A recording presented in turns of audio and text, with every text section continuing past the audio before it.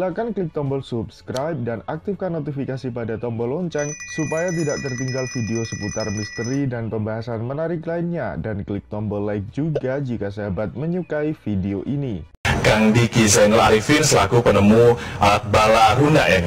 Baik, Assalamualaikum, selamat petang. Waalaikumsalam warahmatullahi wabarakatuh. Sebelum kita membahas alat yang akan diinovasikan begitu, ini seperti apa pandangan Kang Diki sendiri melihat potensi sumber daya listrik khususnya di Indonesia ini, Kang? Sebetulnya pemerataan inilah yang menjadi masalah. Mungkin listrik itu masih bisa kita nikmati di kota-kota besar, Jawa dan Bali lah.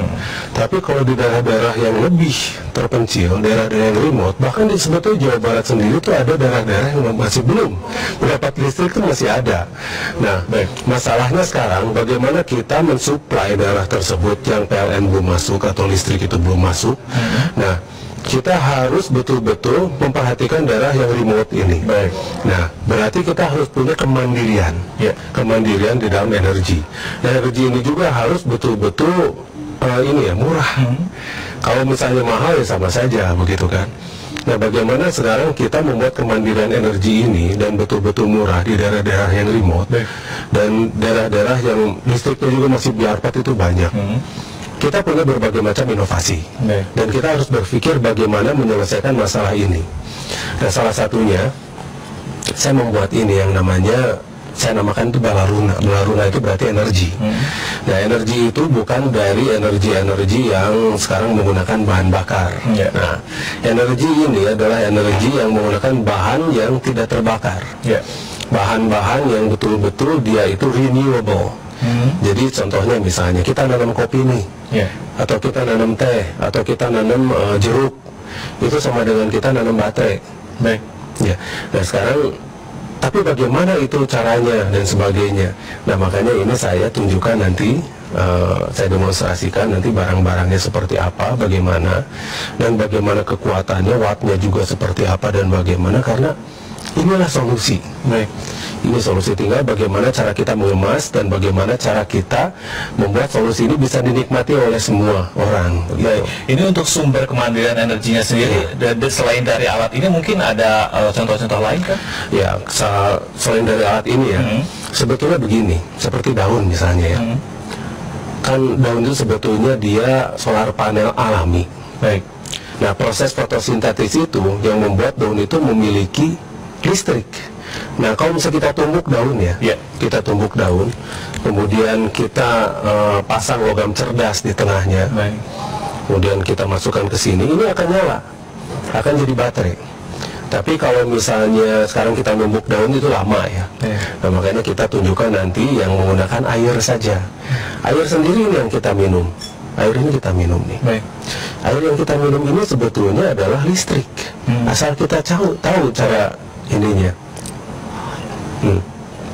Jadi betul-betul mau saya demokan di sini nggak apa-apa? Boleh, silahkan saya demokan saja ya. Nah, ini barusan saya minum nih. Nah, kalau misalnya ini kita masukkan, nah, tapi saya lihatin dulu ininya LED-nya. Jangan sampai nanti kita dianggap curang. Ini ada apa aja begitu? Nah, ini tuh LED, ada 5 LED di sini. Ini sengaja saya sambungkan untuk menunjukkan di sini tidak ada baterainya. Di sini tidak ada baterainya. Dan kalau misalnya ada baterai disambungkan seperti ini, nyala dong, gitu ya. Nah, dan kemudian, ini saya sambungkan ke sini. Itu logam, ini logam cerdas. Ya, logam cerdas. Ini buatan saya. Nah, sensor di sini, di logam cerdas ini. Nah ini nggak nyala kan? Nah, ini nggak nyala. Karena yang kita, ini bukan sulap, bukan sihir ya. Ini science. Nah, kalau misalnya kita pegang seperti ini, kemudian kita beri dia air, kita tuangkan air. Nah, bantu ya, bantu pegang. Kita tuangkan air di sini. Punten ya, ini susah nih nuangkannya. Aduh, boleh pakai sendok mungkin kan? Sendok ya, sendok aja ya, sedikit.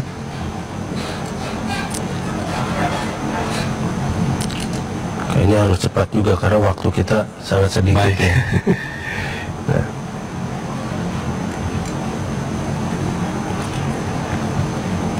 Ini sudah muncul nyala. sumber-sumber cahaya dari lampunya gitu ya. Iya, sudah mulai nyala. Baik. Nah, ini sudah mulai nyala. Dan ini akan terus lebih terang lagi kalau bisa kita biarkan saja dulu.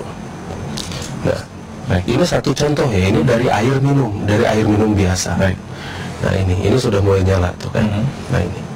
Jadi kalau bisa dilihat di kamera itu sudah ada cahaya begitu ya. Cahaya semula belum ada begitu. Iya, semula nggak ada. Nah ini. Nah ini bisa kita kembangkan lebih lanjut lagi. Dan kalau misalnya kita tambah juga bisa. Nah ini kita tambah yang lain bisa. Nah, terus ini baru satu contoh. Sebetulnya masih banyak lagi contoh-contoh lain kemandirian energi itu. Ini baterai thorium. Boleh. Silakan disimulasi. Ini baterai thorium. Ini sudah nyala selama 2 tahun lebih. Baik. Ini tanpa dicas. Oke. Nah ini sudah nyala selama 2 tahun lebih tanpa dicas. Nah ini untuk dayanya sendiri itu dayanya bisa diatur. Oh, bisa diatur ya. Nah ini salah satu contoh dari baterai thorium. Untuk sementara ini baru 2 tahun. Thorium sendiri luruhnya itu 27.878 tahun. Cukup lama begitu ya? Bukan cukup lama ya, sangat lama. Kalau kita nunggu, waduh, cilaka 12. Nah, tapi yang jelas begini, ini sengaja saya lihatin ini karena sebetulnya untuk solusi energi itu di mana-mana ada. Thorium sendiri, ini baterai pertama thorium di dunia loh ini. Ya. Ini penemuan saya juga. Nah terus kemudian kalau misalnya kita nanti ini baterai kecil ini, kalau misalnya nanti kan kalau untuk di daerah-daerah dan sebagainya itu kan butuh penerangan dan sebagainya. Dengan baterai kecil seperti ini nyalanya juga cukup terang. Baik, ini sudah sangat tidak ada sambungan listrik ke ini ya? Tidak ada ini. Nah ini semuanya betul-betul bisa sumbernya dari aplikatif ya, dari sumber sendiri. Ini ada apa saja Kang?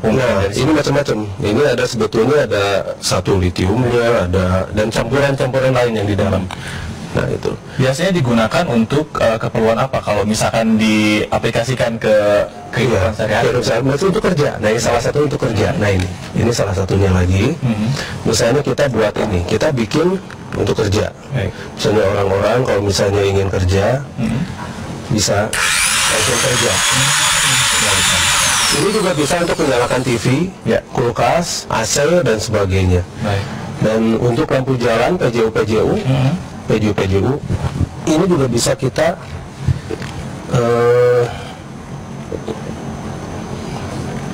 nah ini untuk PJU. Ini PJU ini. Dan kemudian bisa lagi untuk perumahan, untuk rumah-rumah. Ini tidak nyambung ya. Sekali lagi ini nggak nyambung. Ini sengaja saya lihat ini. Ini nggak nyambung. Tidak ada sambungan. Menuju ke listrik begitu. Menuju ke listrik, langsung bisa nyala. Sumber energinya langsung dari sini. Langsung dari sini ya. Nah inilah berguna. Makanya ini yang akan nanti kita kembangkan di perbatasan-perbatasan, di daerah-daerah yang masih remote dan sebagainya. Sampai dengan saat ini upayanya sudah sampai mana Kang untuk distribusinya sendiri untuk alat ini minimal? Sebetulnya alat itu sudah dijual ya. Sudah dijual di pasaran, sudah banyak yang pakai. Termasuk ada satu rumah yang waktu itu saya kerjasama juga dengan Wali Kota Bandung, Pak Ridwan Kamil. Selama 1 tahun tidak ada masalah, dia nyala terus. Oh gitu. Ya. Nah itu yang membiayai juga Pak Wali Kota waktu itu. Jadi itu sudah lama itu jalan terus. Nah tinggal sekarang bagaimana aplikasinya di daerah-daerah remote. Daerah remote ini. Dan memang saya sudah pasang di beberapa tempat di daerah-daerah yang daerah Sentul, Bogor, di mana-mana saya sudah pasang di berbagai macam daerah. Nah untuk daerah-daerah remote ini memang butuh kerjasama dengan pemerintah. Tapi ini ada keterbatasan untuk kekurangannya sendiri nggak sih dari alat-alatnya begitu? Kekurangannya itu di supply-nya saja. Supply-nya karena ini masih custom. Nah karena masih satu-satu saya buat ya, jadi masih mahal begitu. Nah kalau misalnya kita sudah bikin pabrikasi dan ini bisa kita bikin banyak, itu bisa jadi sangat murah. Nah kalau misalnya sudah sangat murah itu dijamin listrik tidak ada masalah. awalnya sendiri membentuk Bala Luna ini dasarnya seperti apa Kang, tujuannya begitu? Nah, tujuannya adalah membantu masyarakat sebetulnya, membantu masyarakat agar kita bisa bantu dalam segi kemandirian energi. Karena ketika kita menguasai energi, kesananya itu akan memudahkan begitu loh. Mulai dari kerjaannya jadi lebih mudah karena ada tenaga, ada energi. Kemudian ininya untuk penerangannya jadi lebih baik, untuk industri itu jadi lebih baik dan sebagainya begitu. Silakan klik tombol subscribe dan aktifkan notifikasi pada tombol lonceng supaya tidak tertinggal video seputar misteri dan pembahasan menarik lainnya, dan klik tombol like juga jika sahabat menyukai video ini.